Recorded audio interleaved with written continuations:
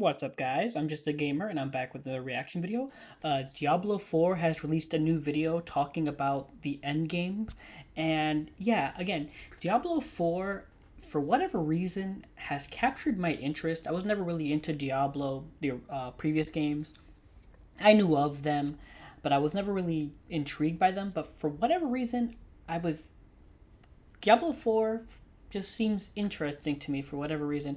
I actually got to play a little bit of the beta, not too much, unfortunately, but from the little bit I played, I saw the potential and I did enjoy.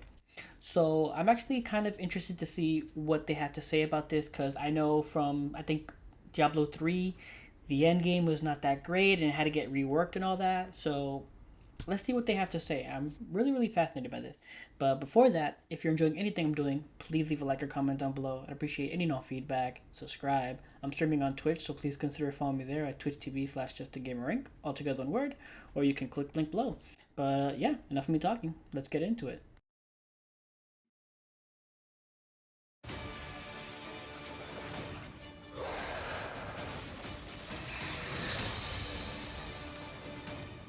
We're really excited about getting this game into players' hands and letting them experience this massive world. A main cornerstone of D4 is play your way. As a player continues to advance through the story and into the endgame, they'll unlock a ton of brand new activities that provide meaningful progression, no matter their playstyle. Players to be able to keep progressing in the narrative of the game. Alongside that, the whole team has worked on crafting a variety of different experiences players can pursue. We're going to have an entire world of Sanctuary for our players to offer. There's going to never be an absence of something to do. After the player has finished the campaign, there's a lot more game to go and participate in. They gain access to a special, what we call capstone dungeon that they have to complete. Once they're able to finish this capstone dungeon, they're going to gain access to the first world tier. As you complete the world tier, it will open up the opportunity for you to go into your next world tier. That involves unlocking powerful loot, new items, and more advantages for your player to have a better opportunity at end game. Whether you're a fan of dungeons, PvP, or just roaming around the world, there's a way to continue your Diablo adventure long after hitting max level. Okay, that's good to hear. As your character continues to grow in power, you'll start with the skill tree and expand out into the Paragon system. A lot of the choices the players make are grounded on skills themselves and the fantasies associated with those skills. The Paragon board is a place where we're allowed to have a lot more depth, a lot more customization, many more options as you go. You can rotate the board, so you can choose a different path if you're like, I want to do more strength-based things, or I want these particular boons or glyphs. You can chart your path through it, and they're really a way for you to keep expanding your character and making it uniquely yours. Similar to the Paragon boards is the Codex of Power. It's an in-game system that holds the aspects related to the character. You are able to complete a dungeon, and they will have a chance to drop an aspect that you can pick up. And what this allows players to do is take items they're finding in the world and make them more powerful, turn them into legendary items. It's really special to discover what kind of playstyle really means the most to you. Every part of Sanctuary is fulfilling and satisfying. Dungeons in particular very are really MMO-like. close to my heart. Nightmare Dungeons are going to give the players the opportunity to experience a dungeon that they might have already experienced in their past playthroughs. They'll enter the dungeon with a found sigil that alters the playstyle and the intensity of the dungeon.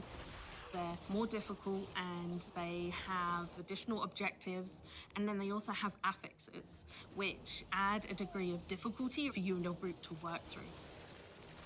One of my favorite affixes that you can find in Nightmare Dungeons is actually called Hellgate. Occasionally, these portals will open up throughout the area that will just pour out different monsters that aren't native to that region for you to also be dealing with while you're trying to handle everything else inside the dungeon.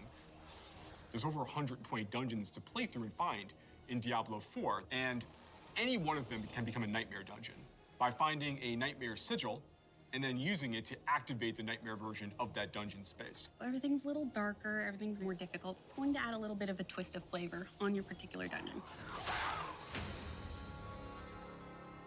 There's some Nice targeted twist. activities in Diablo 4 that suit what you're feeling in the mood for. The Forces of Hell are starting to have more influence in certain parts of Sanctuary in the vast interconnected overworld of the experience. And as the players are going into Helltide areas, they're going to find even more powerful monsters. And by killing them, they'll be able to gain these special shards they can take to go and use to purchase These big rewards are available at these caches that are found littered throughout Helltide areas. The sky darkens and the rivers run red, meteors fall from the sky, and the monsters get harder.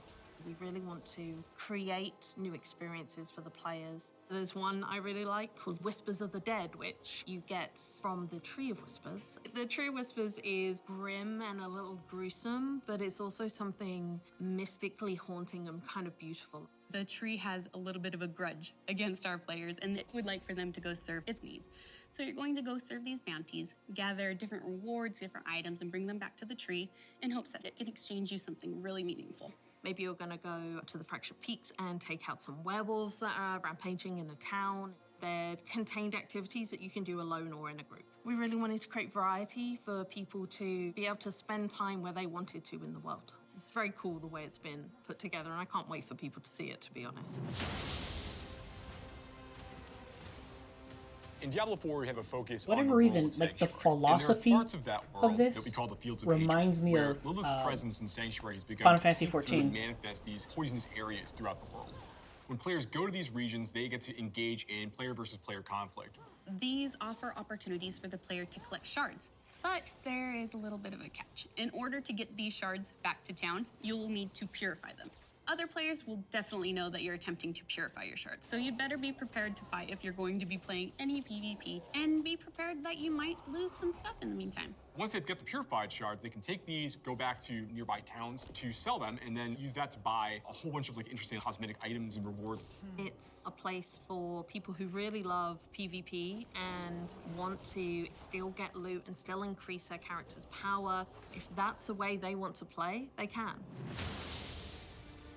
Launch is just the beginning. One of the things we're really focused on is creating a living, breathing set of updates for players to engage with after the game has gone live. It's really just going to be a way to keep coming back and experiencing more Diablo 4 in fresh ways. We're really eager to hear all of your experiences and just enjoy the entire story with you all.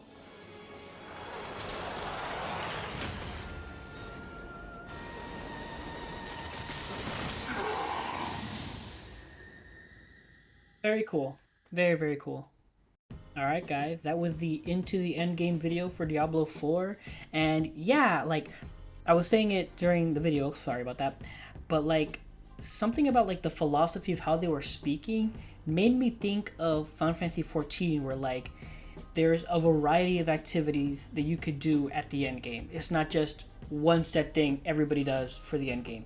You can either go do this, you can do that, you can do that, which is very similar, in my opinion, to Final Fantasy XIV. In 14, you have the raids, you have the trials, you have, you know,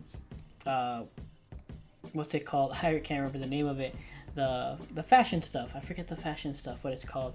But there's like a bunch of different things you can do for the end game. You're not stuck to just doing one thing.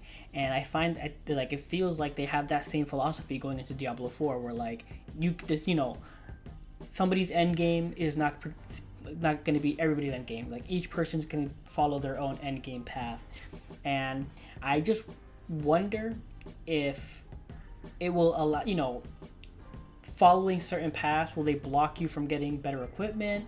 Or like, will, you know, let's say I don't like to do nightmare dungeons, I like to just do the Fields of Hatred, so will I still only be able to just get those, like, you know, those shards will lock, you know, could they still buy stuff with other, you know, better stuff with that type of currency? Will they be even, or is it still just like blocked off like that? Or is like all the currency you can earn from the different end game objectives things you can just all trade to like the similar person to get, you know, the best gear you can?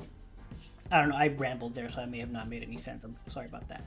But regardless, all I heard was good things. I'm very intrigued. Again, the only thing I'm iffy on is the whole needing to be online thing, similar to Redfall. Like that game, I was totally in. I heard the online requirement was out.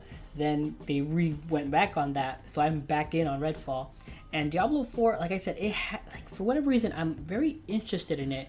But that whole needing an online connection, persistent online connection, it's just, I don't know. At least that's what it feels like. Maybe I'm wrong and you don't need a persistent online connection. Please let me know in the comments down below if, you know, if I'm wrong. But I feel like it is, because I think Diablo 3 was, and that caused a whole big hubbubaloo. But yeah, regardless, I really enjoyed this. I thought it was great, and I'm just looking forward to seeing more of this game. So yeah, those are my thoughts. That's my reaction. If you enjoyed this video, please leave a like or comment down below. I'd appreciate any and all feedback. Subscribe. I'm streaming on Twitch, so please consider following me there at twitch.tv/JustAGamerInc, all together one word, or you can click the link below. But yeah, thanks for watching, and until next time, take care and have a good game.